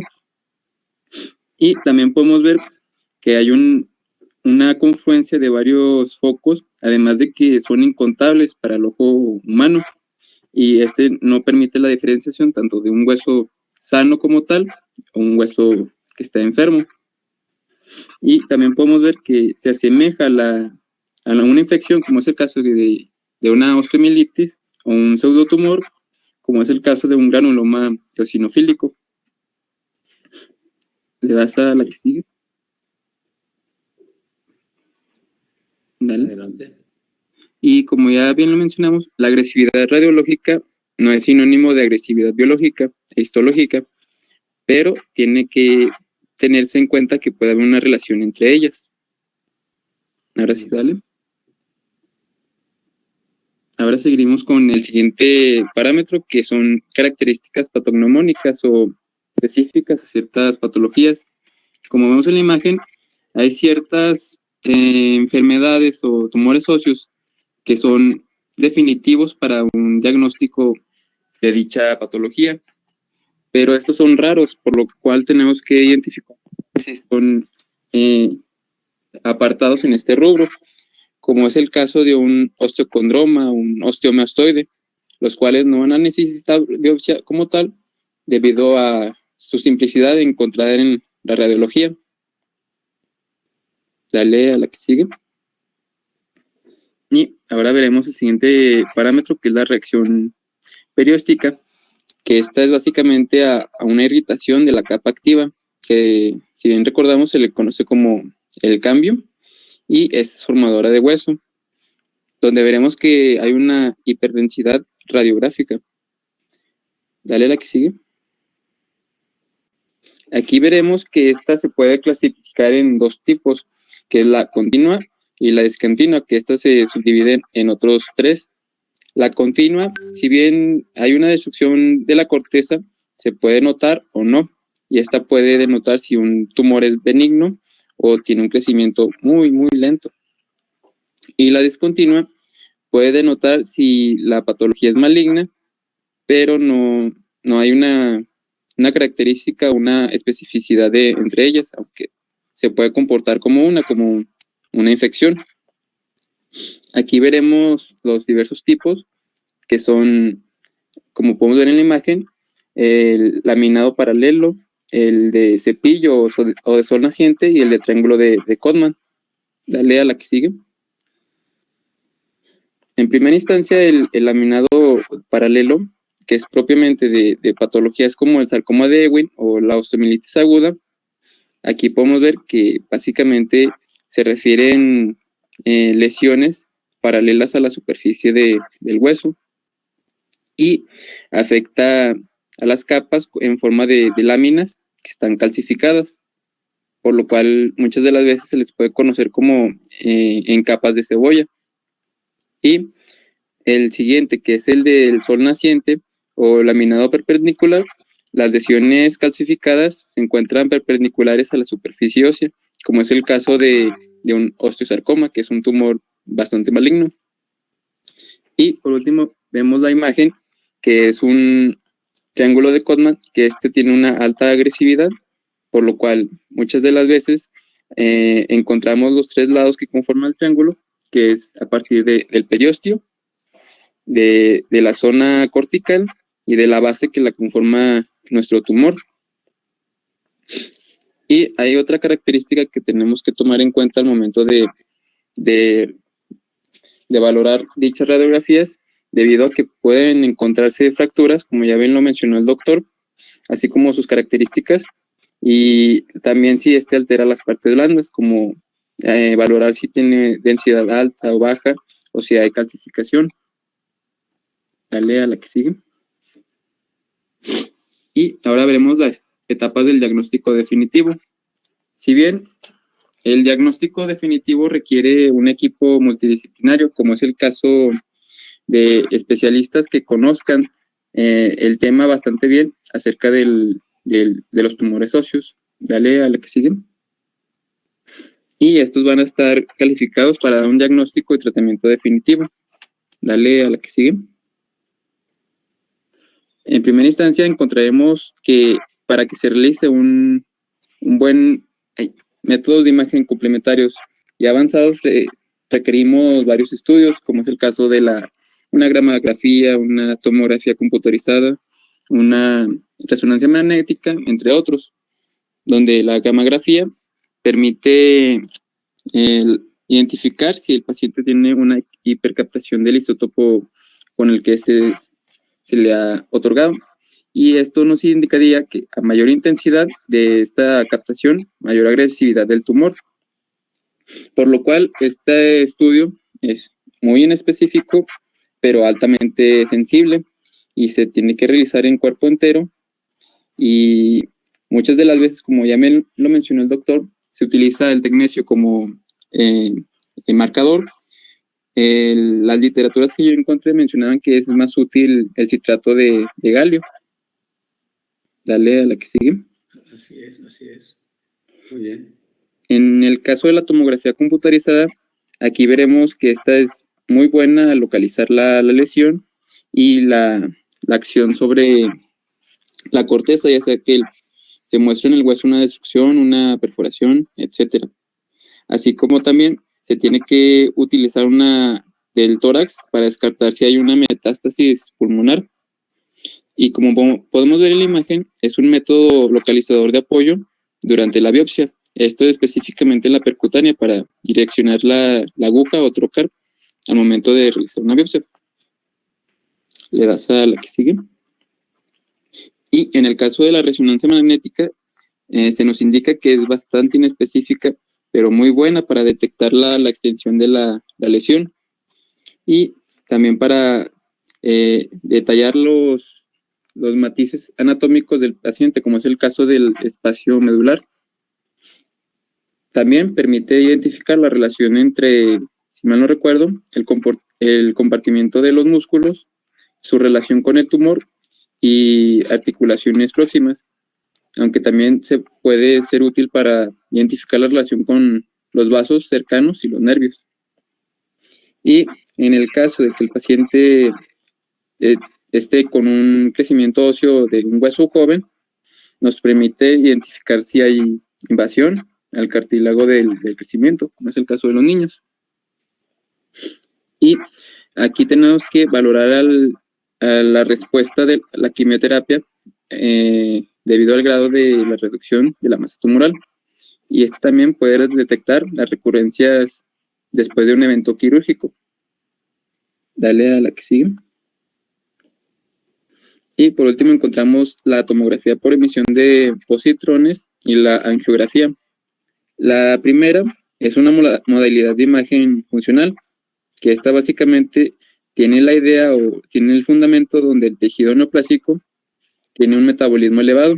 el cual vamos a identificar con un marcador, que es el caso de la glucosa radiactiva. Y la angiografía, que últimamente se ha visto que se ve superada por la resonancia magnética. Permite identificar patologías o tumores óseos que estén vasculares o que tengan un compromiso vascular, como es el caso del hemangioma o un quiste neuroismático, y también permite que el profesional de la salud localice el tratamiento embolizante para dicho tumor. ¿Ya esa es la que sigue? Y los dejo con mi compañero. ¿Me escuchó? ¿Sí me escuchó? Sí. Sí. Bueno, continuando, vamos a ver lo que es la biopsia. La biopsia va a ser útil en todos los casos en que se tenga la sospecha de un tumor maligno, así también como en el manejo necesario de lesiones benignas. Los diagnósticos radiográficos sin biopsias suelen realizarse con seguridad en casos de diversas lesiones benignas, pero si se tiene la duda de si es benigna o maligna, es necesario hacer la biopsia, así como su posterior estudio histopatológico del tejido extraído. Siguiente, por favor. Cuando el aspecto de la lesión es típico para un diagnóstico determinado y todos los estudios de estratificación apoyan este diagnóstico, se va a realizar la biopsia como parte del procedimiento quirúrgico definitivo para que sea confirmatorio la sospecha, así como saber cuál es el diagnóstico que se va a llevar. En todos los demás casos se recomienda una biopsia incisional antes del tratamiento por lo mismo, para saber cómo se va a abordar esa lesión, sea benigna o maligna. Siguiente.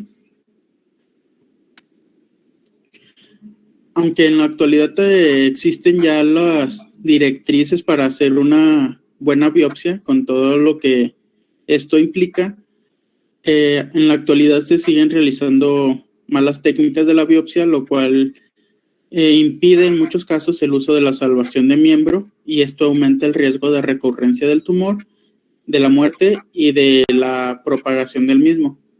Citando a Henneking, la oportunidad óptima para un procedimiento local adecuado en el estado virgen es sin biopsia. Esto quiere decir que vamos a tratar de hacer la biopsia solo cuando esta se requiere, pero de una manera correcta, para no dejar recidivas ni recurrencias del tumor. Siguiente, por favor. Se van a utilizar diferentes técnicas para el abordaje en las lesiones. Tres principalmente. La primera es la PAF, o la biopsia mediante punción aspiración con aguja fina. Esto se utiliza muy a menudo, sobre todo en los centros con experiencia para el diagnóstico definitivo de esta. Y la citología por aspiración con aguja es útil para ciertos tumores con una correlación clínica y radiológica adecuada, lo cual nos puede llevar a aproximarse en lo determinante en cuanto a la biopsia abierta. Aquí podemos ver en la imagen que se está realizando una biopsia por aspiración fina con la ayuda de una tomografía computarizada. También estas se pueden llevar mediante lo que es la radiografía seriada o por ecografía, y estos van a ser las que se conocen como biopsias de tipo cerradas o percutáneas. Siguiente, por favor. Continuando, van las biopsias abiertas. Estas van a ser por incisión. Se utilizan con mayor frecuencia en los sarcomas óseos y en tejidos blandos. La incisión debe ser longitudinal al miembro y estar colocada de manera que en el trayecto de la incisión pueda ser estripado completamente el tumor sin comprometer indebidamente la función del miembro. El cierre de cada compartimiento debe ser completo y se puede reinsertar un tapón óseo o un sustituto por metacrilato para sellar el hueso, así como también se tienen los requisitos básicos para que se lleve a cabo de una buena manera, como puede ser realizarlo con un manguito neumático para cortar la circulación, pero evitando lo que son los vendajes compresivos, lo cual es preferible el uso de algún manguito, así como también usar los Penrose en dado uso si existe material purulento para el drenaje del mismo, utilizar la misma incisión que se hizo para la biopsia para colocar el drenaje y no hacer un drenaje extra. Siguiente, por favor. Ahora con la estadificación, que esto es lo que sigue después de que se haga la biopsia, en cuanto al estudio histopatológico, vamos a tener la estadificación según Enekin. En esta clasificación lo vamos a dividir en tanto a lo que tenemos como los benignos como los malignos. También los benignos se van a clasificar con números arábigos y los malignos con números romanos. En estos vamos a tener la localización A y B, que la A es una localización intracompartimental y la B es una localización extracompartimental, así como G0, G1 y G2, que G0 es histológicamente benigno, por eso si lo pueden ver en los que tienen como benignos viene como C0 en todos, G0 porque son benignos, G1 es una malignidad de bajo grado y G2 es una malignidad de alto grado. Cuando hablamos de T0, T1 y T2, hablamos de T0 intracapsular, T1 intracompartimental y T2 extracompartimental. Vamos a tener también el M0 y el M1 que van a ser las metástasis. M0 es sin metástasis y M1 es con metástasis. Aquí como ejemplo podemos ver el de muy buenos, que son en los casos inactivos o que están en un periodo latente, que es G0. Esto nos habla de que es histológicamente benigno. T0 que está intracapsular y M0 que es sin metástasis. Esto va a también ser clasificado como A, ya que es intracompartimental. Pero, por ejemplo, tenemos los fatales, que vamos a tener un G2, que nos habla de una malignidad de alto grado, un T2, que es extracompartimental, y un M1, que nos habla de una metástasis. Ya es una clasificación 3B, porque es extracompartimental de alto grado histopatológico, así como metástasis presente. Siguiente, por favor. Una vez que ya tengamos la biopsia realizada, su estratificación histopatológica, vamos a tener un tratamiento. El tratamiento de los tumores óseos y de las lesiones pseudotumorales de tejidos blandos, así como de partes óseas, va a ser con un modelo riguroso y metodológico para que sea aislada y personalizada para cada caso necesario. Y estos métodos van a ser la abstención vigilada, la cirugía, que esta se va a dividir, y la quimioterapia y radioterapia. Siguiente, por favor. En la abstención vigilada es el control de la lesión mediante chequeos en cierto tiempo, donde vamos a determinar el periodo de evolución, así como observar su comportamiento clínico y la evolución en cuanto a dolor, crecimiento, cambios de aspecto y cambios radiológicos. La mayoría de las abstenciones vigiladas se va a dar en lesiones benignas, así como tumorales como pseudotumorales, como pueden ser defectos fibrosos corticales, osteomas, algunos hemangiomas, osteocondromas, encondromas, osteomas osteoides, quistes óseos esenciales y granulomas eosinófilos principalmente. Una gran parte de estas lesiones o involucionan o terminan desapareciendo o estabilizándose sin dar alguna manifestación clínica más allá de las principales con las que llegaron, y en cuyo caso de no es necesario actuar localmente sobre ellas, ya que van a estar inactivas en esa área sin dar alguna sintomatología más. Siguiente, por favor. Vamos a continuar con las cirugías. Esta se va a dividir en procesos mini-invasivos, cirugía convencional, cirugía de recesión y cirugía de reconstrucción. Siguiente, por favor.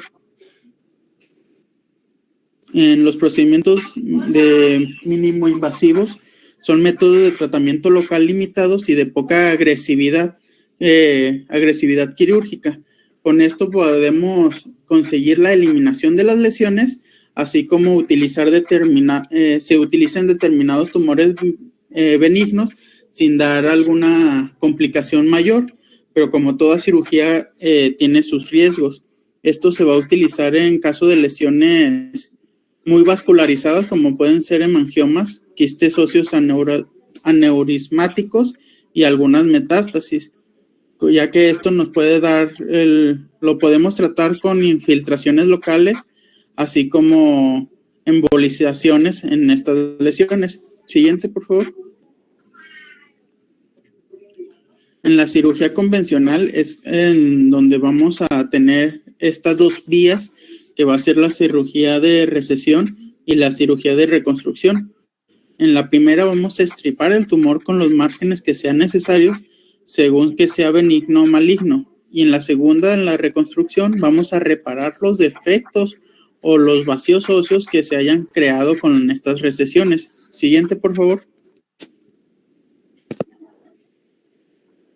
En las de cirugía de recesión vamos a tener subdivisiones que van a ser intralesionales o intratumorales, marginales, ampliadas y radicales. Siguiente. En las intralesionales se van a hacer abordajes directos del tumor y su extirpación va a estar atravesando el mismo, o si es una cavidad cavitario, se va a vaciar el contenido mediante legrado y raspado de las paredes. Este tipo de recesiones solo está indicado en lesiones benignas que están limitadas por cápsulas o que son cavitarias, como en condromas, lesiones quísticas, tumores de células gigantes y algunos condroblastomas. Aquí podemos ver en las imágenes que se hacen recesiones intralesionales intraarticular, extraarticular o intercalares. Siguiente, por favor. Las marginales se van a hacer a nivel de la periferia o en las proximidades del tumor y por fuera de la cápsula, justamente en las zonas reactivas que... Permítame, nada más, Guillermo, Guadalupe García, ¿lo tienen en su equipo? Guadalupe García, no, doctor. Soy yo, doctor, Francisco. Es que me metí de otro teléfono para continuar la expo. Entonces tú eres Francisco Alvarado García. Así es. Guadalupe García es otra persona. Lo agarré del teléfono de mi mamá porque pues el mío se apagó. Bueno, sálvame a tu mamá. Sí. O sea, esto es importante. Bueno, a ver, ¿cuántos faltan de presentar ustedes? ¿Ya nadie? Faltan 2, doctor. Faltan 2. Falta Nefertari y Manuel Meraz, o no, Eduardo Ledesma. Sí, doctor, faltan ellos 2. Bueno, miren, entonces ya se nos terminó la hora, se nos terminó el tiempo, los dejamos pendientes para la próxima clase. Sí, va a estar un poco apretadita el próximo miércoles porque vamos a terminar en 10, 15 minutos los que faltan de ustedes. Vamos a dar el tema de dolor y de osteoporosis. Por eso, concretizar de los temas en lo más esencial. 40, 50 minutos para el próximo miércoles, por favor. ¿De acuerdo? ¿Sí? Bueno, pues ya no podemos hacer más comentarios porque ya se nos terminó el tiempo, ya es la 1. Y entonces, pues nos vemos mañana. Una pregunta así rápida de alguien, una pregunta. Yo, doctor. ¿Sí? ¿Qué veríamos mañana? Mañana. Para mañana estamos viendo, bueno, vamos a ver lo que viene siendo ya vimos raquitismo, ¿verdad? Entonces vamos a ver deslizamiento epifisiario de la cabeza femoral. Deslizamiento epifisiario de la cabeza femoral. Y vamos a comenzar ya con exploración neurológica y comenzar con columna. Vamos a comenzar columna, ¿sí? Columna. ¿De acuerdo? Entonces, mañana deslizamiento epifisiario de la cabeza femoral y vamos a hablar ya de lo que viene siendo exploración neurológica. Es lo que sigue. Probablemente va a ser para el siguiente martes, pero así sigue el plan de lo que es el curso. ¿Alguna pregunta más? Yo, doctor. Sí. Para el próximo miércoles que mencionó que se vería osteoporosis, ¿para qué equipo sería? Pues ya lo tiene, ¿no? Osteoporosis está para el 4A. Osteoporosis está para Ríos Castillo, Agúndez, Fernández Saucedo y Martínez Juárez. Ok, muy bien, era para confirmar, doctor. Gracias. Sí, ok. ¿Alguien más? ¿No? Bueno, entonces nos vemos mañana. Cuídense mucho. Doctor. Sí. El equipo que trae el apoyo es de esos dos temas, del desplazamiento femoral y de la exploración neurológica. Yo pienso que va a ser uno nada más. No podemos ver más. Deslizamiento epifisiario de la cabeza femoral. Deslizamiento epifisiario de la cabeza. Y para el martes que sigue va a ser exploración neurológica y vamos a comenzar con traumatismo raquimedulares. O sea, ya vamos a meter a columna. ¿De acuerdo? Muy bien, gracias. ¿Sí? ¿Alguien más? ¿No? Bueno, pues entonces nos vemos Dios mañana. Los bendiga.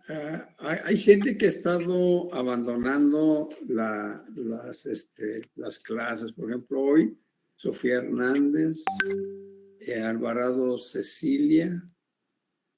No, doctor, yo estoy aquí. Alvarado, entonces aquí. Era Alvarado García, pero fue cuando se le fue el internet y se conectó con el celular de su mamá. Sí, Alvaro Rodríguez, Alvarado de Desma, también Agundis. Bueno, los estoy detectando, detectando. Entonces, por favor, ayúdenme a los jefes de grupo. Sí. El A y el Doctor. B, quienes vinieron el día de hoy, porque si no, lo que voy a hacer es que al final voy a pasar lista, O sea, Sí, doctor. muchas maneras de controlarlos, muchas maneras. Adelante. A mí me avisó Jimena Quimiro del grupo B que se fue a aplicar la segunda dosis allá en el bosque urbano y por eso no pudo entrar a la clase. Quimiro, ok.